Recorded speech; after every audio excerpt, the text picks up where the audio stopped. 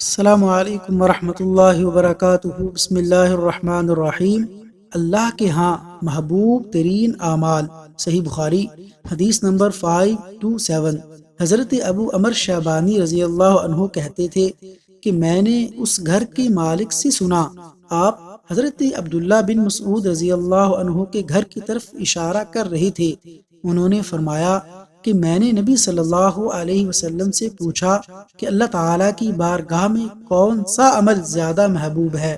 آپ صلی اللہ علیہ وسلم نے فرمایا کہ اپنے وقت پر نماز پڑھنا۔